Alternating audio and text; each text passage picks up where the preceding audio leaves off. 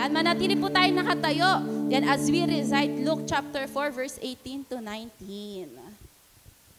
Luke chapter 4, verse 18 to 19. The Spirit of the Lord is upon me, because He has anointed me to preach the gospel to the poor. He has sent me to heal the brokenhearted, to proclaim liberty to the captives and recovery of sight to the blind, to set at liberty those who are oppressed, to proclaim the acceptable year of the Lord. Jesus Christ is my Lord. He is Christ the Rock.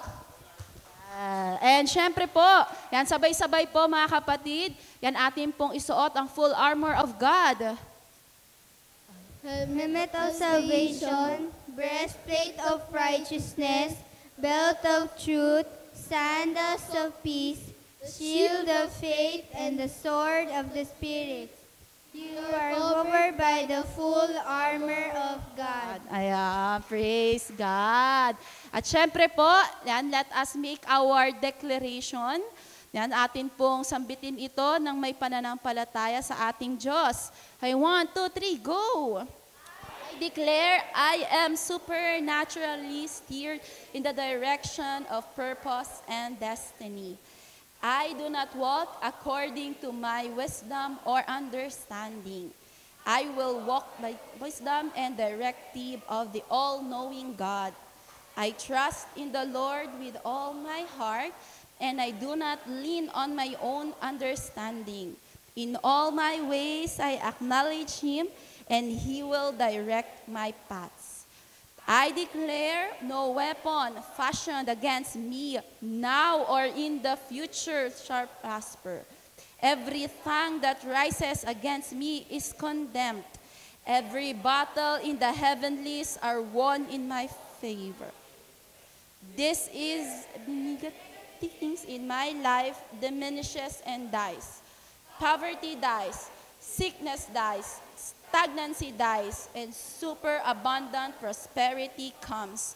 These are all my declarations in Jesus Christ's name.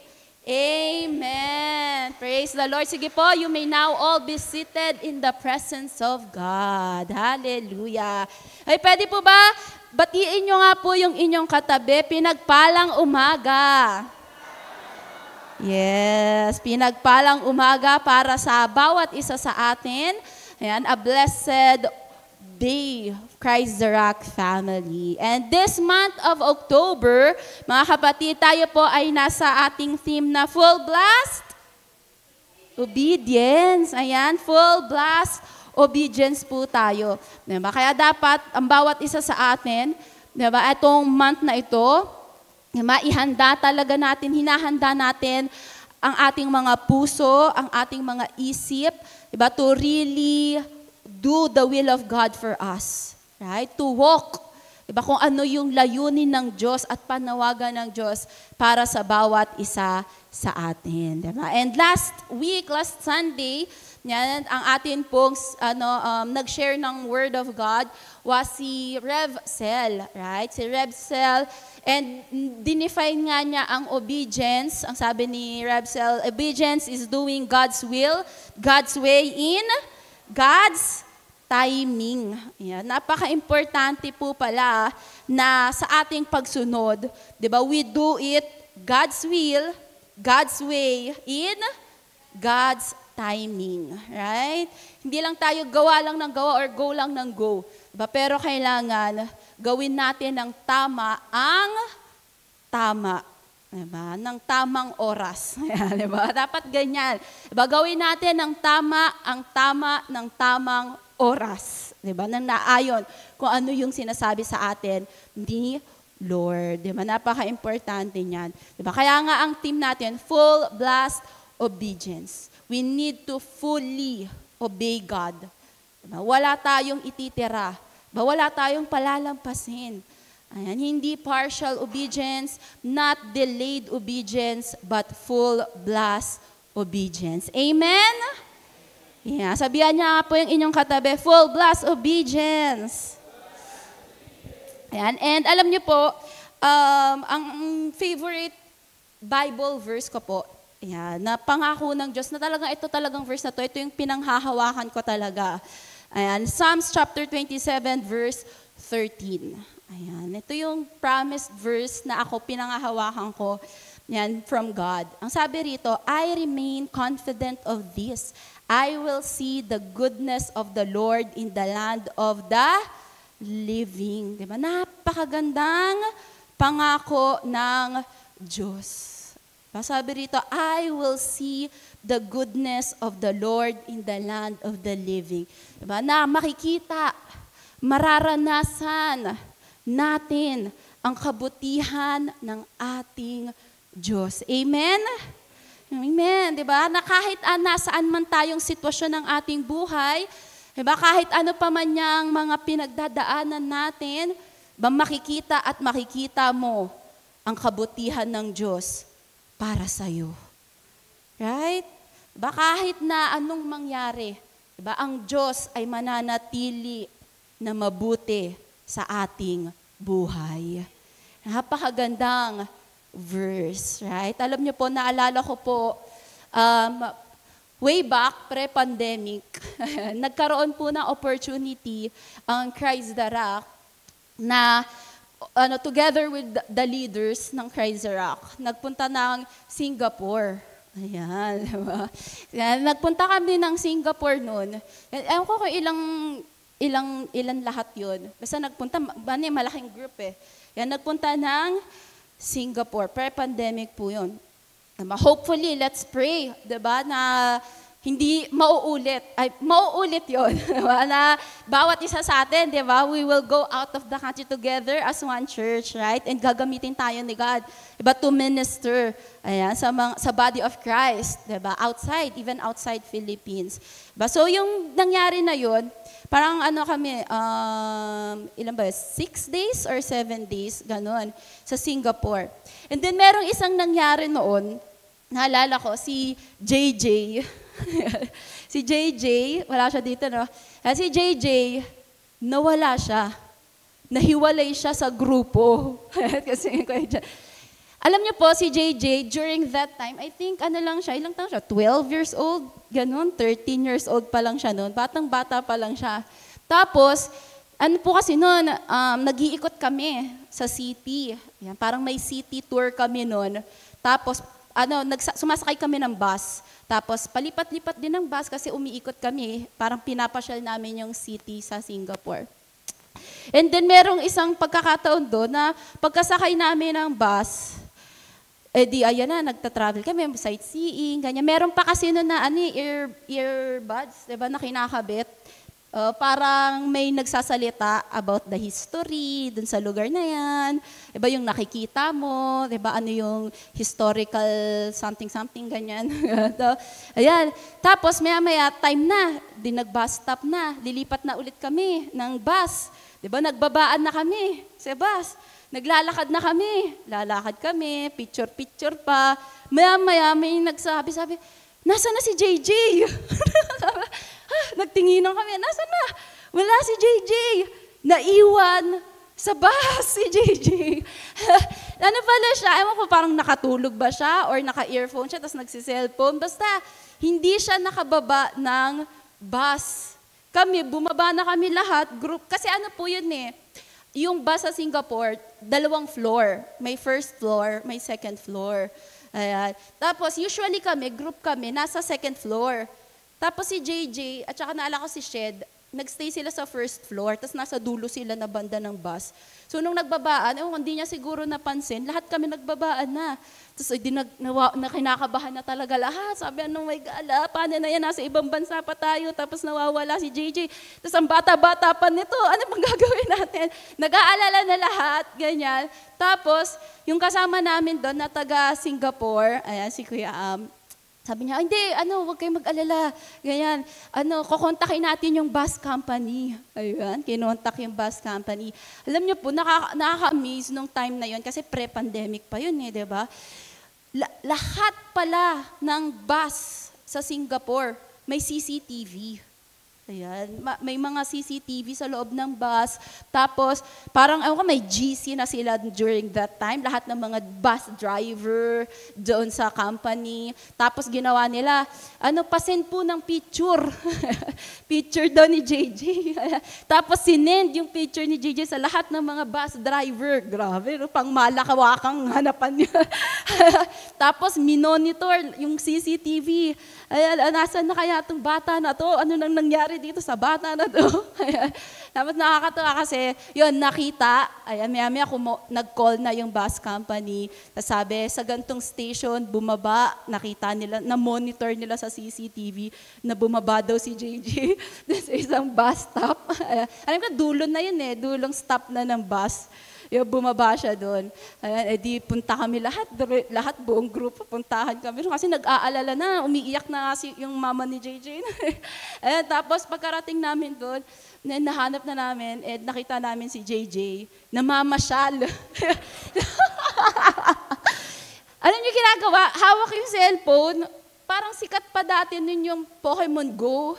Naghahanap siya, hinahanap niya yung yung mga Pokemon, sabi, bata na to. Nawawala na siya, wala na siyang kasama, wala siyang pakialam, naglalaro pa rin. Kaya sabi na, pero nakakatuwa, during that time, sabi nga sa amin nung kaibigan namin doon sa Singapore, sabi niya, mas okay nang mawala sa Singapore, di ba, kaysa sa Pilipinas, mas nakakatakot sa Pilipinas. Dito, well-monitored. Yeah, sa Singapore pala, during that time pa yun talagang ang tagal na, di ba? Pero lahat ng bus, may CCTV, yung mga areas nila, mga well-monitored. Diba? Kahit na si JJ, nagising siya, diba? Nawala na siyang kasama, hindi niya na alam kung nasan siya, diba? Siya ay na-monitor. Diba? Kahit na kami, hindi namin alam ano na kayang nangyari sa kanya, nasan na kaya siya. Diba? Siya pala ay monitored pa rin because of the technology that they have. Diba? And ganun din naisip ko sa buhay natin. Diba? May mga pagkakataon sa buhay natin na parang, hindi na natin alam yung gagawin natin. Diba? Hindi natin alam bakit ako nandito, bakit nangyayari sa akin to, ano nang gagawin ko. But you know what? God is in control. But God knows your situation. But God knows what is happening to you. Diba? Inside and out, alam ng Diyos. Diba? Aware ang Diyos at may kayang gawin ang Diyos. Kaya nga sabi rito, I remain confident of this. I will see the goodness of the Lord in the land of the living. Diba? Makikita kahit anong sitwasyon yan, makikita, mararanasan natin ang kabutihan ng Diyos. Amen? Napakagandang verse. Right? But you know what? Pagdating ng verse 14, ang sabi rito, wait for the Lord, be strong, and let your heart take courage. Yes, wait for the Lord. Nako, diba? Medyo mahirap. Diba? Minsan pag tinignan natin, wait for the Lord. Madali lang yan, wait for the Lord. Diba? Pero alam nyo ba, minsan ang hirap no? Minsan parang ang hirap na parang gusto mo to be in control. Diba? Gusto mo meron akong gawin. Diba? Gusto ko, parang dapat gawin ko na agad to Diba? O kaya dapat siguro, wag ko muna yung gawin. Diba? Ito muna yung i-focus ko. Pero hindi. Ang sabi rito, we need to obey God, diba? God's will, God's way, and God's timing. Diba? Kaya nga dito sabi rito, wait for the Lord. Diba? And waiting is not easy. Right? Kaya nga sabi rito, be strong and let your heart take courage. Bakit kailangan sabihin ng Bible na be strong? Maghihintay ka lang naman. Diba? Hihintayin mo lang naman yung kumpas ng Diyos. Diba? Yung go signal ng Diyos. Pero ang sabi rito, be strong. Kailangan maging matatag ka. Diba? Huwag kang dapat mapanghihinaan ng loob. Diba? Dapat huwag kang mawawala ng pag-asa. Maging matatag ka. Diba? And let your heart take courage in obeying God, in doing the will of God. Kailangan huwag tayong magpapadala sa emosyon natin, sa nararamdaman natin. Let your heart take courage. Diba? And inulit na naman, wait for the Lord. Napaka-importante mga kapatid that as we obey God, as we full blast, in our obedience to God, hindi natin pangungunahan ang Diyos at hindi rin tayo magde-delay, sa pagsunod sa ating Diyos. We need to learn to trust God, to depend on God, to listen to God, to wait for the Lord. How you wait will determine how long you will wait. Alam niyo pa mga kapatid, sa ating paghihintay, kung paano daw tayo maghintay sa Diyos, yun daw ang magdedetermina, kung gaano katagal kang maghihintay. Kaya napaka-importante, God's way. God's way. Dapat as we wait for the Lord, as we do the will of God, gawin natin yan in God's way.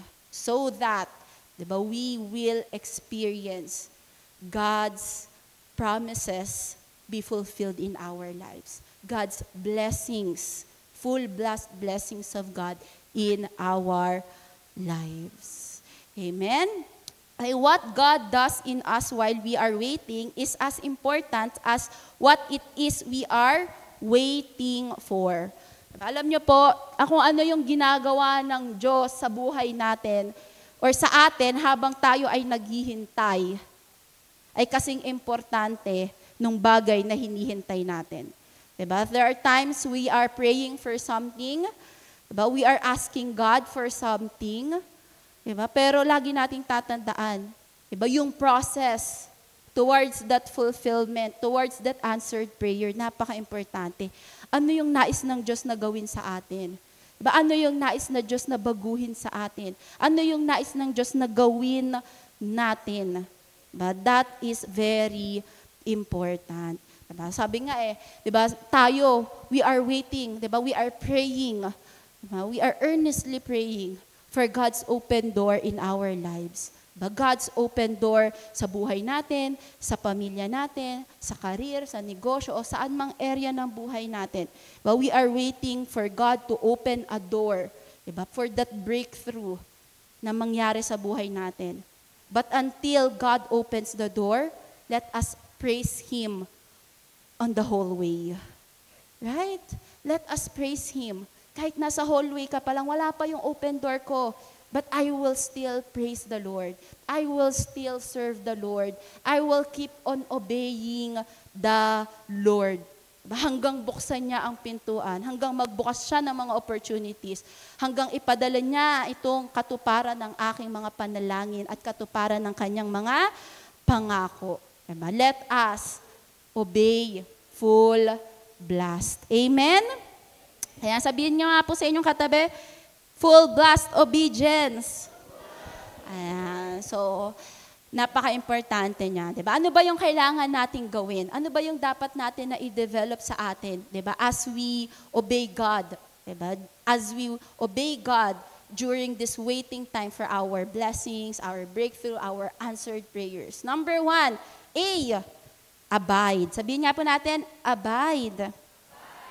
You know what I like about Psalms chapter 27, diba? Favorite ko nga talaga, pinanghawakan ko yung verse 13, diba? Pero, pag tinignan natin yung buong chapter, pag tinitignan ko yung buong chapter ng Psalms chapter 27, napakaganda. Diba? Yung mula verse 1 pababa hanggang end ng verse 40, napakaganda niya. Ang dami nating matututunan. Diba dito sa verse 1, ang sabi rito, the Lord is my light and my salvation. I will fear no one. The Lord protects me from all danger. I will never be afraid. Pwede po ba sabihin nga po natin sabay-sabay, the Lord is my light and my salvation. Wow, powerful, right? Sinimulan nitong chapter, pinakilala agad, sino ba ang Diyos?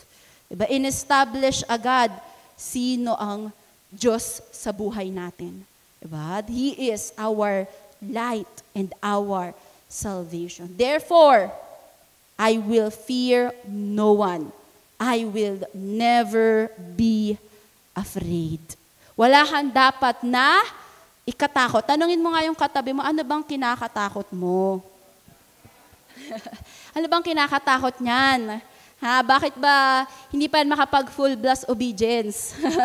Ano ba ang kinakatakot mo sa iyong pagsunod sa Diyos? Sa iyong pag-commit, pag-devote sa Panginoon? And then verse 2, when evil people attack me and try to kill me, they stumble and fall. Diba sabi rito, kahit, dito sa Bible, reveal na mga kapatid, may kalaban talaga. Diba? May mga kaaway talaga. Diba? May mga tao talaga na gagamitin, diba? Upang sirain, diba? Pigilan tayo sa paglilingkod sa Diyos, sa pagsunod sa Diyos. Right? But sabi rito, by the grace of God, diba? Hindi sila magtatagumpay. Ang kaaway ay hindi magtatagumpay.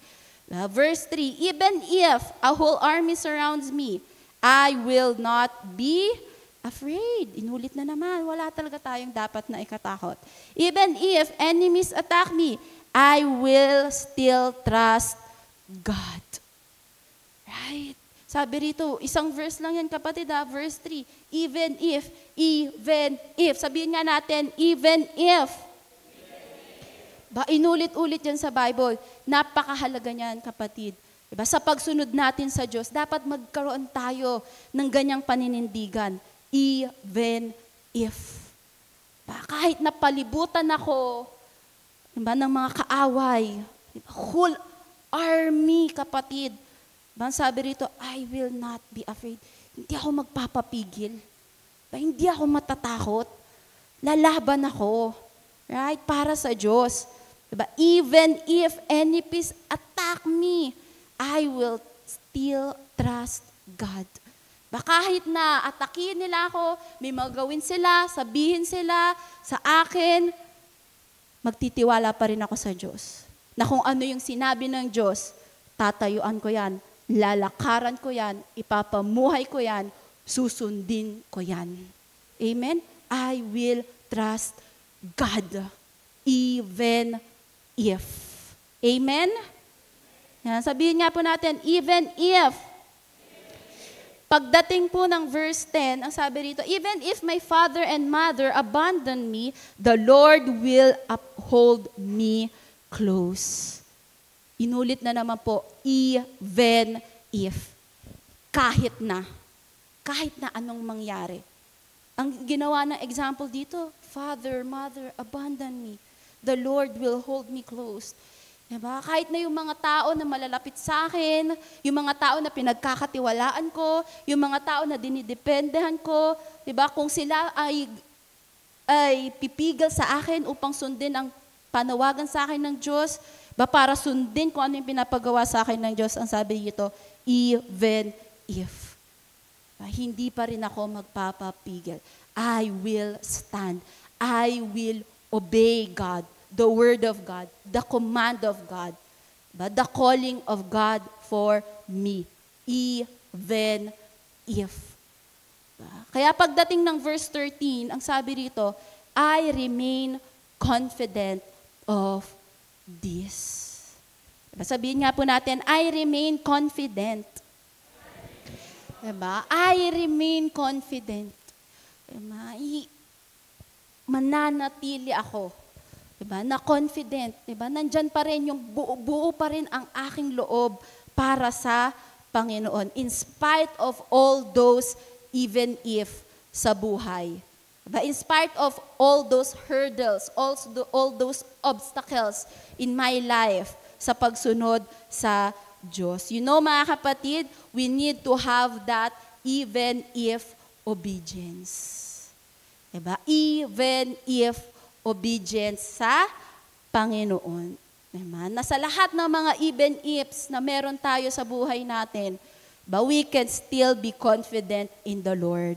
Diba? Na tayo ay susunod sa Diyos with confidence, without fear, without doubts.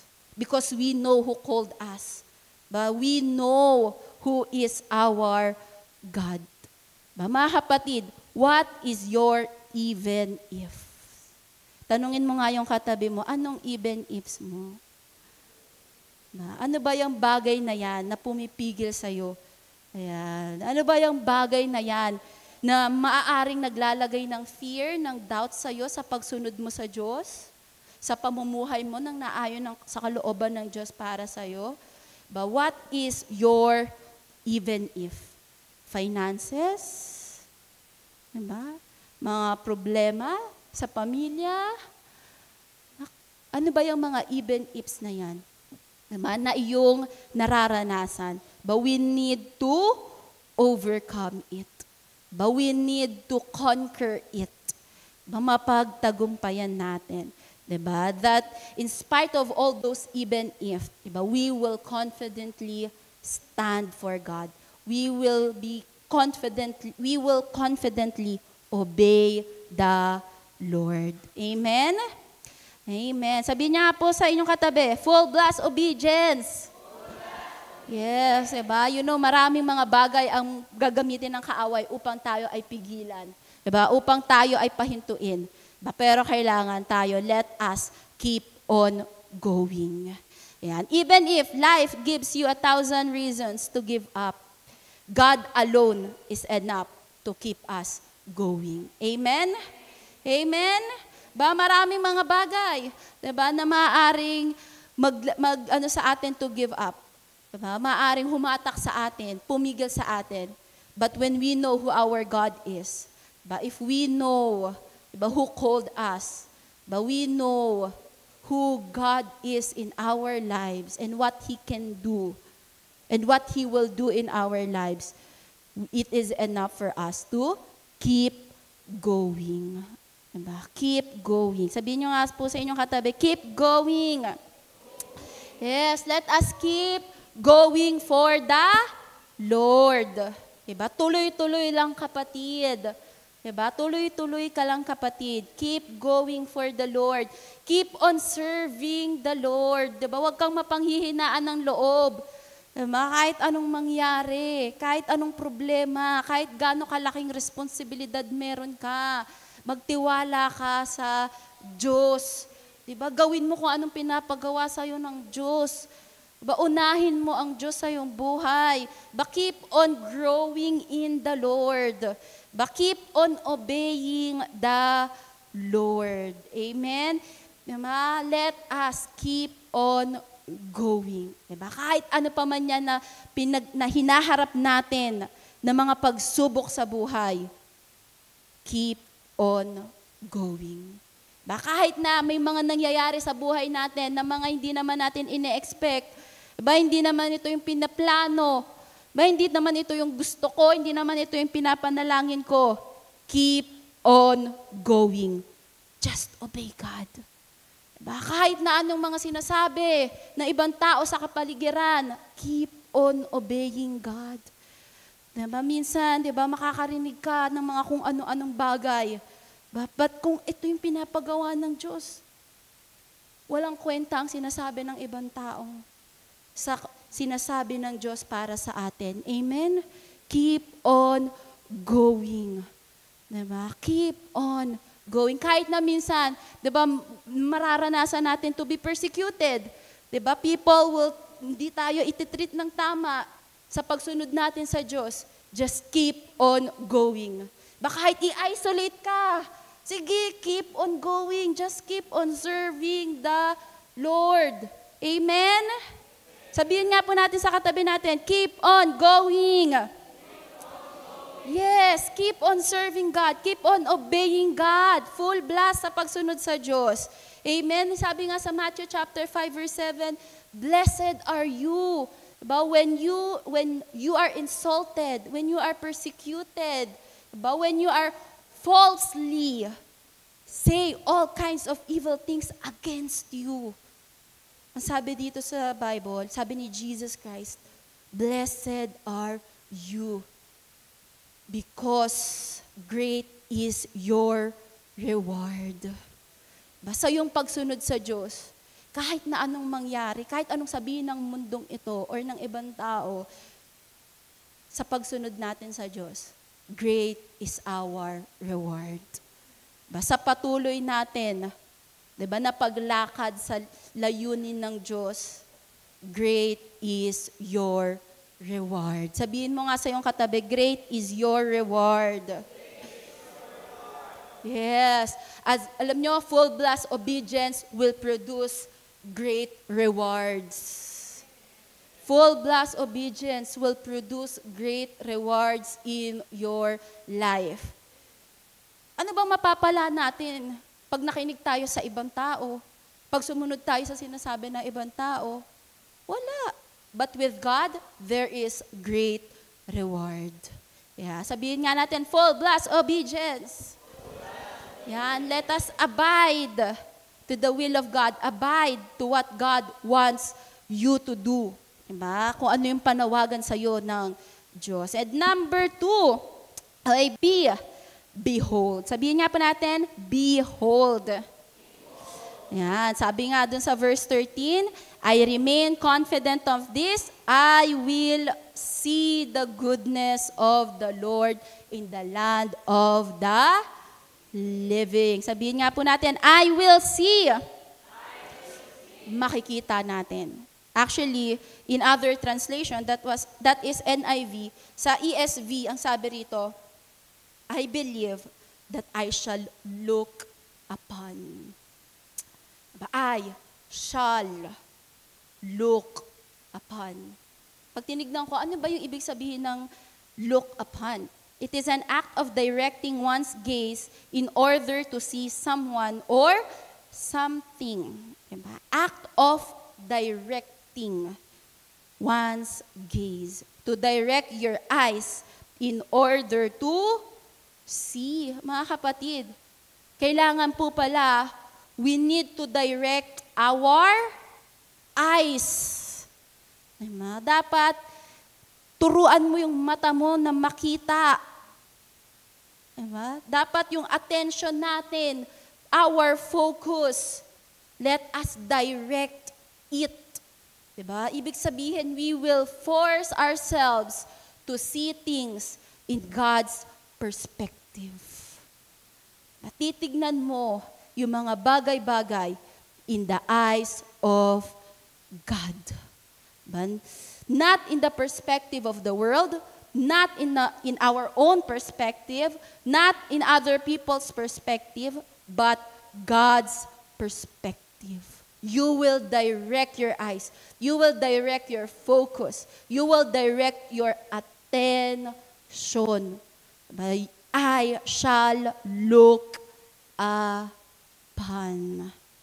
Pagdating ng verse 4, dyan sa chapter 27, ang sabi nga rito, one thing I ask from the Lord, this only do I seek, that I may dwell in the house of the Lord all the days of my life, to gaze on the beauty of the Lord and to seek Him in His temple. Napaka-importante po mga kapatid, let us direct our attention, our focus, our eyes on the Lord, to God. Amen? Kaya nga, ito yung natin, devotion na. Diba? Devotion natin for today yan. Diba? Psalms chapter 27 verse 4. But one thing I ask from the Lord, this only do I seek. Let us seek. Diba? God, our Lord. Diba? To gaze. Diba? Ituon natin yung ating pansin sa kabutihan, sa kagandahan ng ating Diyos. Amen? And let us seek His presence in our lives. Diba? Behold. Diba? Direct your eyes to the perspective of God. Diba? Sa pagsunod natin sa Diyos, titignan natin yung ating pagsunod, diba? Sa kung paano yan tinitignan ng Diyos. Diba? Titignan mo yung buhay mo, yung panawagan na meron ka, kung paano yan tinitignan ng Diyos sa buhay mo. Diba? Huwag kang mag-focus sa kung ano yung kakayanan mo. Diba? Huwag kang mag-focus sa kung ano yung sitwasyon mo sa buhay. Diba? Pero mag-focus ka kay God. Diba? Sa pag-obey mo, focus on God. Diba? Sa pagtupad mo sa layunin ng Diyos sa buhay mo, focus on God. You know, I remember, nung ako ay bata pa, alala ko nung bata ako, yung mga elementary ako doon. Alam niyo po kasi ako, hindi po talaga ako magaling magsalita, like public speaking. Sa school, hindi po ako tumatayo sa harapan. Yung mga kapatid ko po, yan, mga bibo po yung mga yan. Diba, tumatakbo yan, president ng high school department, elementary department, sila? President, vice president, mga ganun-ganun. Ako, hindi ako tumatakbo. So, kahit yung classroom, di ba may mga ganun din sa classroom president, section, ganyan. Hindi talaga ako ganyan. Kasi mahiyain ako. Tapos, hindi ako magaling magsalita, bulol nga ako eh. May mga times parang nagbabakil ako pag nagsasalita ako. Yan, parang hirap ako na-express kung ano yung thoughts ko, ganyan. And because of that, I remember nung bata ako, merong nagsabi sa church, sabi niya, "Uy, si Pastor Ayel, galing mag-preach, no?" Bata pa yun, high school pa lang siguro siya noon. Sabi niya, talaga, magiging pastor talaga yan. Sabi. Tapos si Pastor Gideon, si Gideon, magiging pastor talaga yan. Si David, kitang-kita mo talaga, potential pastor. Pagdating sa akin, si Cheska, magiging pastor's wives. Sabi sa akin, sabi ko, ba't hindi ako magiging pastor? Sabi ko, parang wala bang potential? Yun, dinout ko talaga yung sarili ko. Sila, kitang-kita, no? Parang bata pa lang sila. Halata mo na may calling magpastor, no? Yung ability nila, yung talents nila, yung skills nila. Ako, hanggang pastor's wives lang ata ako. Mag-aasawa na lang ako ng pastor. Hindi ako magiging pastor, pero mag-aasawa ako ng pastor. Ganun na sa isip ko. So, lumaki ako ganun. Diba? Elementary, high school. Wala talaga sa isip ko. Kahit nga sila papa, sinasabi magpapastor. Like, para lang yan sa mga kapatid ko. Iisip ko, asawa na lang ako ng pastor kasi parang hanggang dun lang yung kaya ko eh.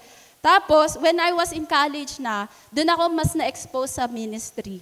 Nung nag-college ako. Yung covenant group, mag-share ng gospel sa classroom, mag-i-invite ng mga classmates, schoolmates sa church. Parang naging training ground ko, naging exposure ko talaga yung college. Na sobrang sa heart ko, na gusto kong magpastor. Sabi ko, gusto kong maging pastor, gusto kong magamit ako ni Lord. Diba, every time na nag-share ako sa classroom namin, diba, kapag walang teacher, talagang may mga time tumatayo talaga ako, tapos mag-share ako, mag-i-invite ako sa school, sasabihin ko sa kanila, ganun. Parang sobrang yung heart ko, na alam ko ito yung panawagan sa akin ni Lord. Diba, at hindi ko hahayaan na malimit ako sa pinapagawa sa akin ni Lord, dahil sa nakikita kong kakayanan ko, dahil sa naririnig ko na sinasabi ng mga ibang tao, nakakayanan ko. Kaya during that college time, nung college ako, diba, nabago talaga yung heart ko. Diba? And naging pangarap ko dati, gusto ko mag-serve sa church. Diba? Gusto ko maging pastor, gusto ko yung mag-ministry, ganyan, gusto ko mag-share ng gospel. Diba? Yun yung naging pangarap ko nung ako ay college. Pero alam niyo kasi, sila Bishop, although lagi nilang sinasabi na magpapastor kayo, ganyan, yan ang panawagan. Pero hindi po talaga totoo yun, sinasabi nila, hindi naman nila kami pinilit. Actually, pangarap ko na mag-serve sa church. Pero ang sabi sa amin nila Bishop, nung pag-graduate na kami, mag-apply kayo, mag-work kayo. Diba? Tignan nyo, diba? Kung ano pwede nyong gawin. Di nag-apply kami, nag-work, nagtrabaho, diba? Nag-try, diba? Ng mga iba't ibang trabaho. Pero, pag may panawagan kay Lord, may panawagan talaga eh. Diba? Pag may pinapagawa si God, meron talaga eh. Diba? Kahit na nasa gantong sitwasyon ako, kahit na may mga sinasabi ibang tao, gusto kong pa rin mag-serve. Diba? Gusto kong mag-ministry.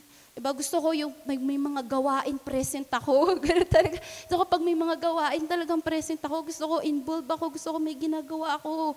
Diba? Kaya nga sinasabi ko sa inyo, nung nasa Japan ako, pag nakikita ko yung picture ng Christ Dara, kahit nandun ako sa ibang bansa, parang gusto ko rin doon. Diba?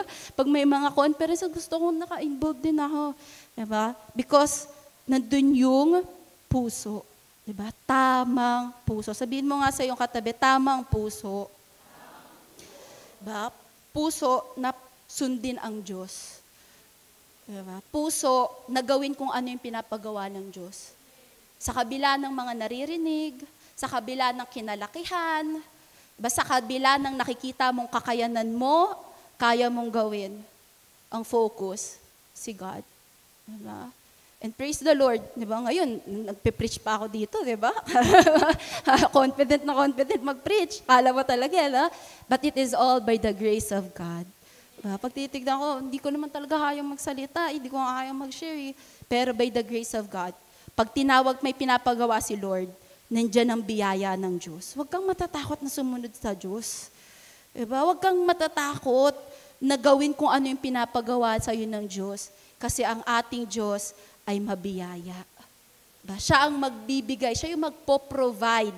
Financially, God will provide it. Sunod ka lang. Ability, skills, God can provide it. Sunod ka lang. God will provide as we full blast our obedience to Him. Kaya focus on God. Tingin lang sa Diyos. Focus tayo sa Panginoon. Sabi rito verse 13, I believe that I shall look upon the goodness of the Lord in the land of the living. Mabuti ang ating Diyos. Sabihin nga po natin, mabuti ang aking Diyos. Sa buhay natin, mga kapatid, God's goodness has always been with us.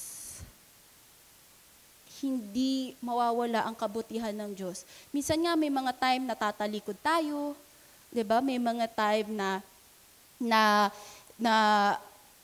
na bumabagsak tayo, 'di ba? Sa pagsunod natin sa Diyos, sa relasyon natin sa Diyos, but God's goodness has always been with us. We just have to look at it. Diba? That maybe God is blessing us in a different way than what we are expecting. Diba? That maybe God is answering our prayers in different way than we ask for. Diba? Sometimes we overlook it and we just have to choose to look at it.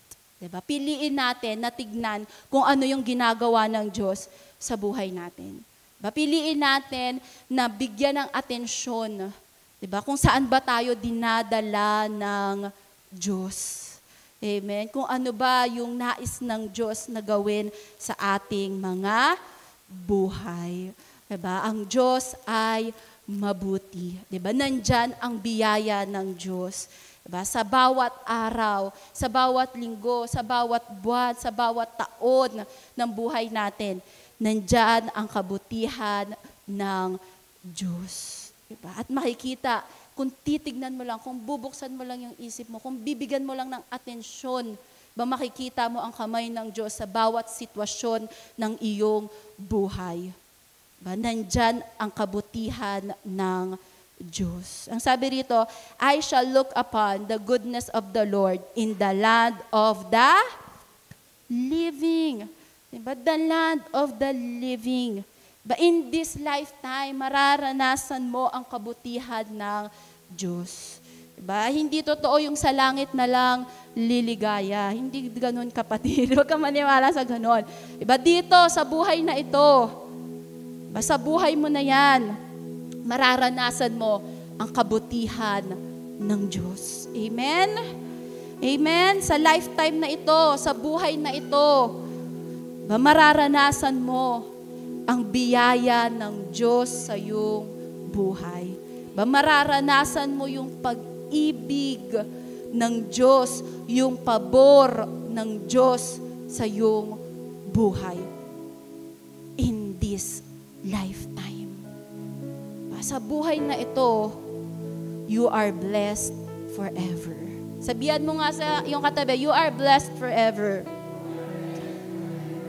And not just that, but you are the carrier of God's favor. Sabihin mo sa katabi mo, you are the carrier of God's favor.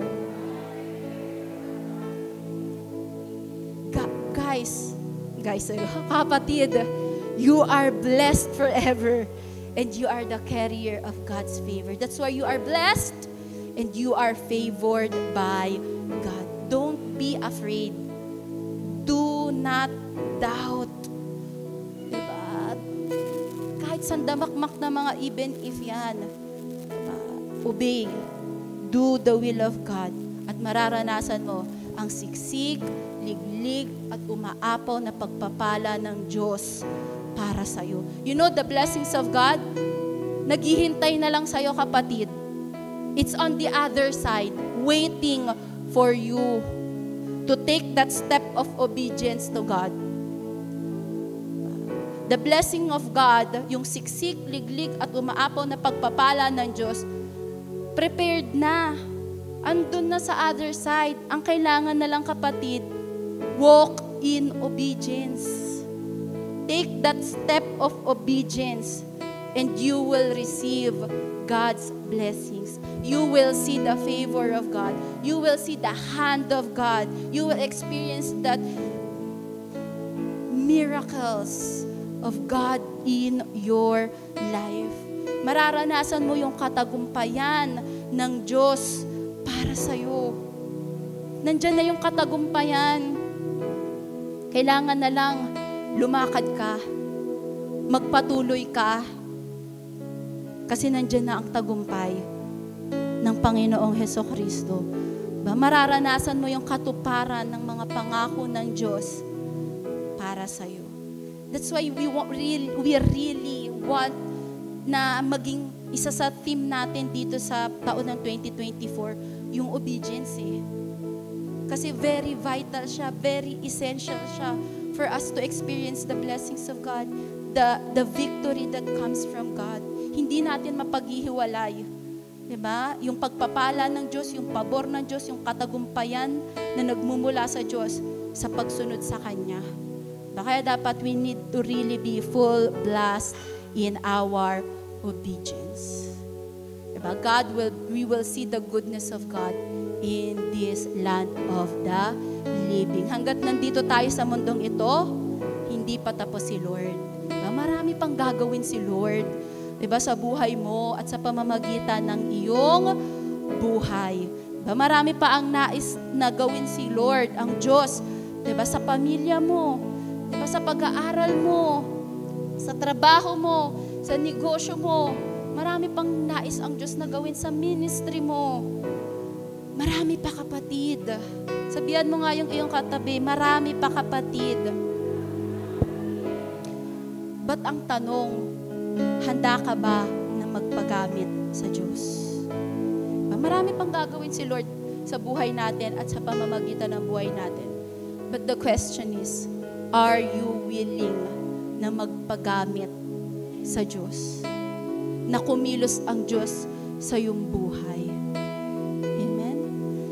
That's why the title of our message today, God, let's do this.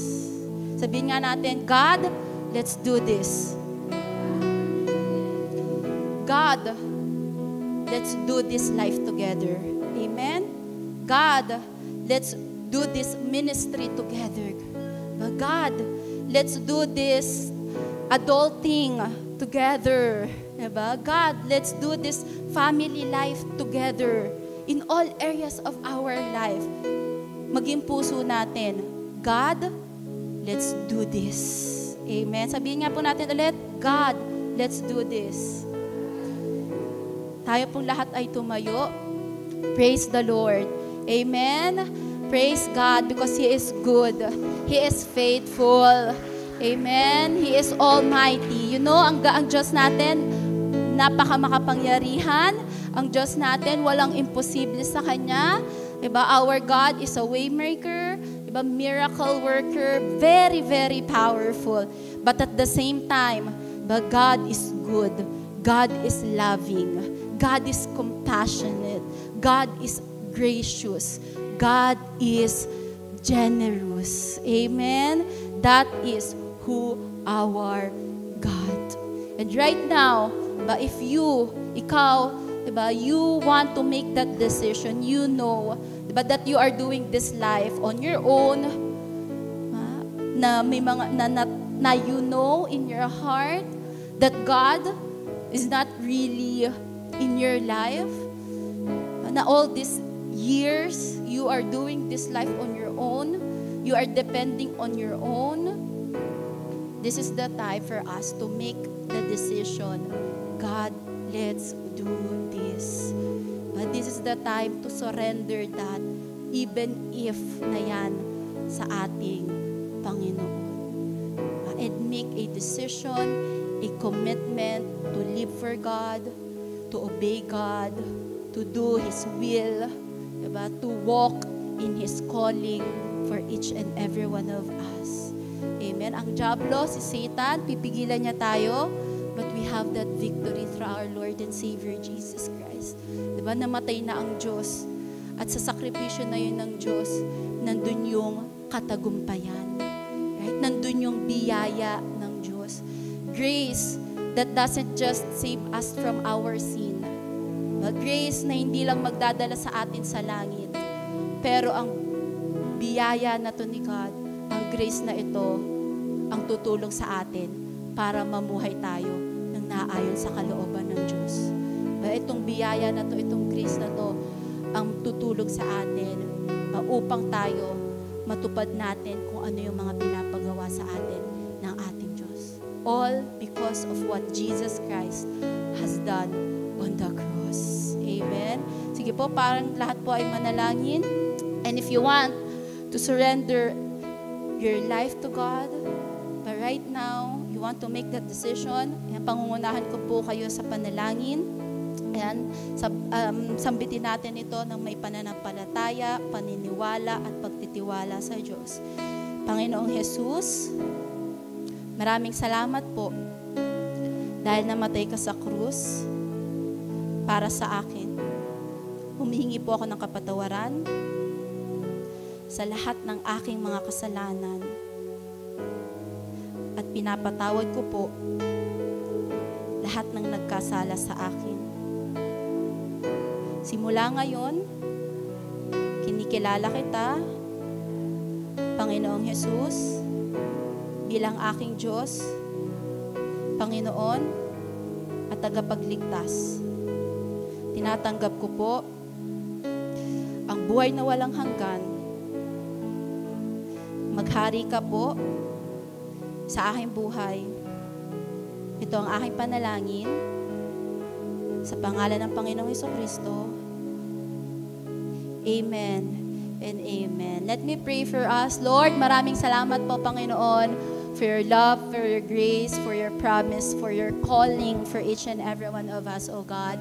We pray, continue, Lord God, Lord, na ibuhos niyo po ang inyong biyaya para sa amin. Maranasan namin ng iyong kapangyarihan.